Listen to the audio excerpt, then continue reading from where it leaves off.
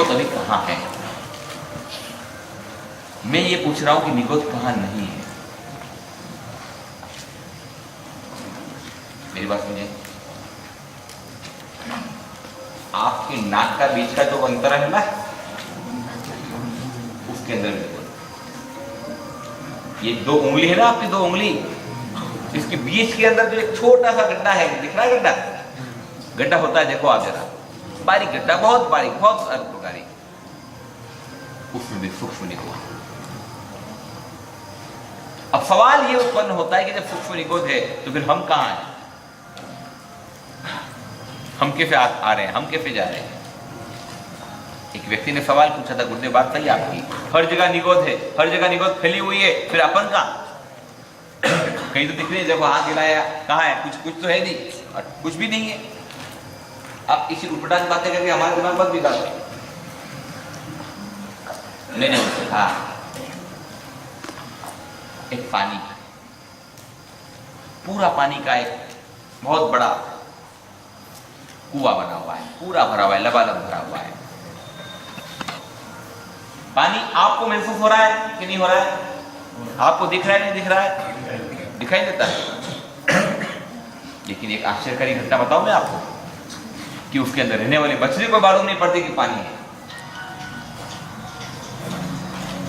आप समझ रहे मेरी बात? उस मछली को ये पता ही नहीं कि पानी जैसी कोई चीज, वो मानती ही नहीं कि पानी है, उसको पता लगता है पानी है। मछली अगर पानी में रास्ता निकाल सकती है, हम लोग अगर हवा में रास्ता निकाल सकते हैं, तो निगोद के अंदर इधर उधर होने में कहां? मेरी बात समझा ले। प्रत्येक स्थान के ऊपर निगोद है। इस पूरी समग्र सृष्टि के अंदर अनंत अनंत निगोद के माध्यम से इस सृष्टि भरी हुई है। अव्यवहार राशि और अव्यवहार राशि की बड़ी गहराई वाली बात है, लेकिन क्या है कि ज्यादा अगर डीप में उतर जाऊंगा ना, तो शायद कल से आप लोग कोई नहीं देखोगे। तो उतनी ही बात करूंगा जितनी सहजता से आपको समझ में आ जाए, उतनी ही बात करूंगा कि जितनी प्यार प्रेम मोहब्बत से आप लोग जान सको और दोबारा आने का मन भी बना सको। हिम्मत भी आपकी रहनी चाहिए, नहीं चलना है, नहीं तो दूसरी बार भाई साहब क्षमा करो, अपने बस का रोग नहीं भैया, अपन तो 9-2-11 तू चल में आया, तू चल में आया नहीं, मैं ऐसा नहीं होने दूंगा। ये जितनी बातें हैं बड़े प्रेम से एकदम सहजता के साथ जो हो सकता है वही सिखाने की कोशिश करूंगा। लिखिए आप, मैं अब जो लिखा रहा हूं।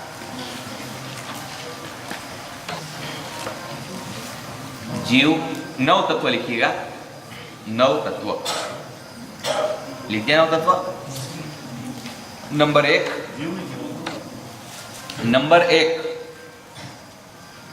जीव। नंबर 2 अजीव।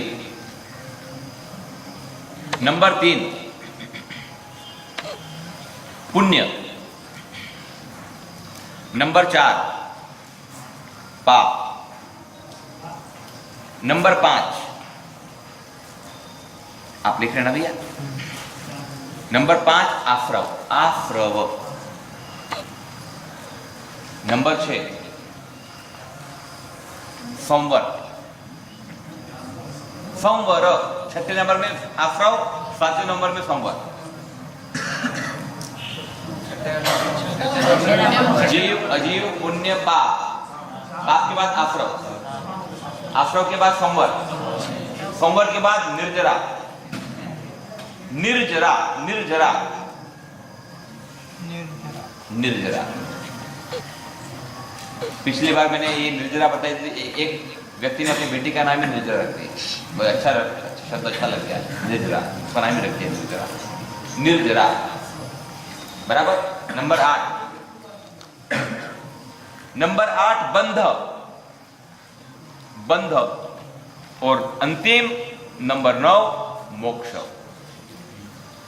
मोक्ष। फिर से मैं बोल रहा हूं, जीव, अजीव, पुण्य, पाप, आश्रव, संवर, निर्जरा, बंध और मोक्ष। आप सब अभी कौन है? आप सभी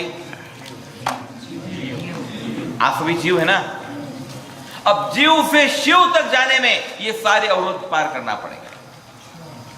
शिव बनना है, शिव का मतलब है मोक्ष।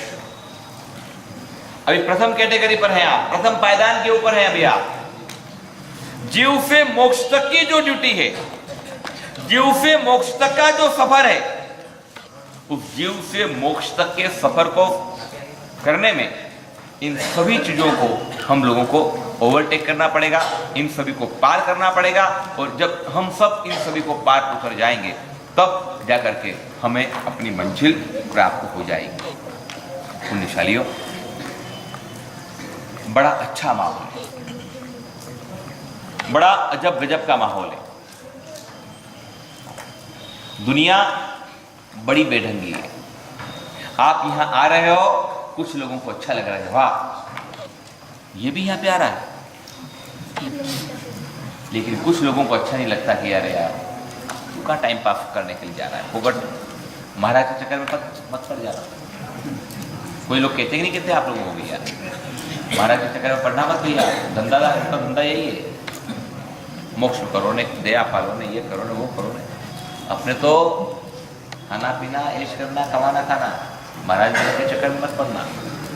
ऐसे भी लोग कहने वाले मिल जाएंगे, लोग ऐसे भी कहने के लिए मिल जाएंगे भैया अपने महाराज थोड़ी है ये, अपने महाराज तो वो है, अपने महाराज तो ये, अपने इनके नहीं है।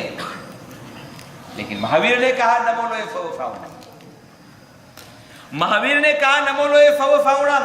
इस दुनिया के अंदर रहे हुए समस्त सुसाधुओं को नमस्कार, सभी को नमस्कार। दुनिया अगर आप कुछ भी करेंगे तो वो अलग ही प्रकार का टोंट मारेगी, टोंट कसेगी, उसकी पर ज्यादा परवाह मत करना। एक बहुत पुरानी मैंने बात सुनी, मैंने सुना है एक बार शंकर जी को और पार्वती जी में झगड़ा हो गया। अक्सर पति पत्नी में झगड़े हो ही जाते हैं, और शंकर जी और पार्वती जी में झगड़ा हो गया। भगवान को भी मैया के आगे झुकना पड़ता है। बड़े पैर दबाए, बड़े हाथ जोड़े शंकर जी ने पार्वती जी के, मान जा, अब तो मान जा, हे प्रिय, हे प्रियतमा, हे मनोकामिनी, हे हरिण नेत्री, हे हृदयेश्वरी, मान जा। रूठी हुई पत्नी को मनाना इतना आसान नहीं, शायद आप लोगों को अनुभव हुआ, थोड़ा बहुत अनुभव हुआ, पर शायद शंकर जी ने पूरी कोशिश करी और शायद पार्वती मान गए। लेकिन पार्वती जी ने शर्त रखी कि मेरे को हिंदुस्तान के अंदर घूमने के लिए जाना है। कहाँ जाना है? हिंदुस्तान में घूमने के लिए जाना है, और उसमें भी रतलाम के अंदर घूमने के लिए जाना है। शंकर जी ने कहा कि देख भाई, दुनिया के किसी भी प्रांत में तो घूमने के लिए चल, लेकिन कम से कम रतलाम का मत नाम ले। पार्वती जी अड़ गए, नहीं, हिंदुस्तान में घूमना है, हिंदुस्तान में भी एमपी में ही घूमना है, और एमपी में भी रतलाम में भी घूमना है। ठीक भाई चल, अपने मरता क्या नहीं करता। तीनों तैयार हो गए। एक थी पार्वती, दूसरे थे शंकर, और तीसरा था उनका नंदी, मतलब सांड। तीनों आए और उन्होंने एंट्री करी। एक अलमस्त जवान सा शंकर जी, अच्छी सी बढ़िया सी पार्वती, और अलमस्त नंदी, तीनों रतलाम की सीमा के किसी गांव के अंदर से गुजरे। तीनों पैदल चल रहे हैं। पार्वती बड़ी खुश है, उसकी इच्छा पूरी हो गई। शंकर जी भी खुश है कि चलो पार्वती मान तो गई। नंदी भी खुश है कि यार ये दोनों खुश है तो ही मेरा तो काम निपटेगा, ये दो खुश तो मैं भी खुश। तीनों जा रहे हैं।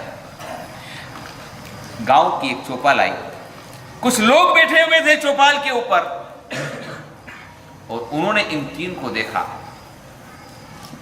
कुछ बुजुर्ग थे, कुछ नौजवान थे, उन्होंने घूर घूर के देखा, साले कौन है तेरी?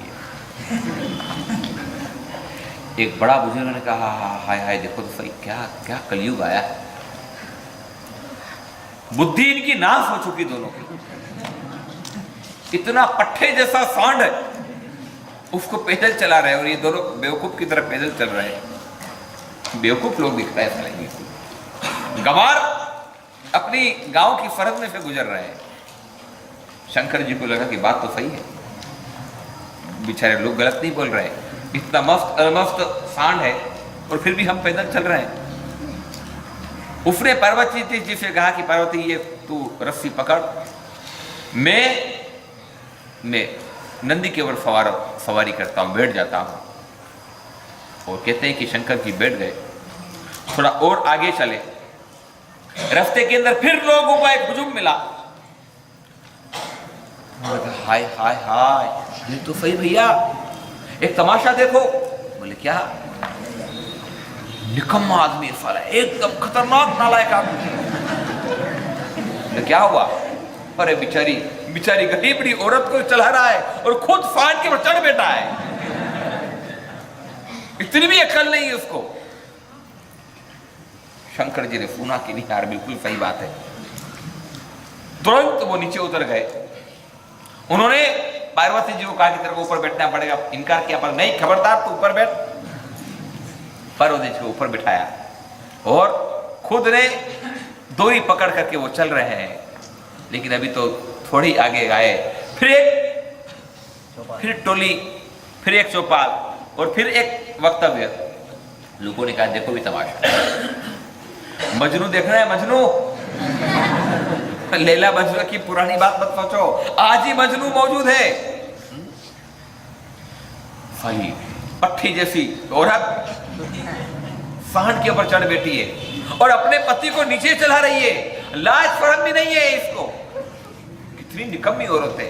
और ये आदमी भी कितना पागल है साला, कितना गुलाम है, जोरू का गुलाम, पत्नी को ऊपर चढ़ा रहा है। पार्वती से रहा नहीं रहा कि भैया तुम भी ऊपर आ जाओ, मैं अकेली बैठ नहीं सकती, लोग पता नहीं क्या क्या बोलेंगे। और इतने में तो गांव के अंदर एंट्री हो गई, रतलाम के अंदर एंट्री हो गई। शंकर जी उसके पीछे बैठ गए, आगे पार्वती जी को बिठा दिया और मस्ती से सांड बराबर रतलाम के गलियों में जा रहा है। मेन मार्केट में आया और फिर लोगों का हुजूम इकट्ठा हो गया। हाय हाय हाय भैया, कुछ कानून है कि नहीं इस देश में? है दोनों के धोखे, दोनों अलबस्त मुफ्तंड सांड जैसे लोग बेचारे गरीब इस सांड के ऊपर बैठ गए। बेचारे को जिंदा मार डालेंगे। ये दया राक्षस लग रहे, राक्षस, ये इंसान नहीं लग रहे, ये राक्षस लग रहे हैं। दया नाम की चीज नहीं है। दोनों के दोनों चढ़ बैठे हैं बेचारे ऊपर, बेकसूर बेजुबान जानवर पर इतना अत्याचार। वो कहते ऐसे भगे नंदी, ऐसे भगे शंकर जी, आज दिन तक लौट करके नहीं आए। हद गए, चले गए, कहानी खत्म हो गई। आपको सूझ पड़ी कि नहीं पड़ी?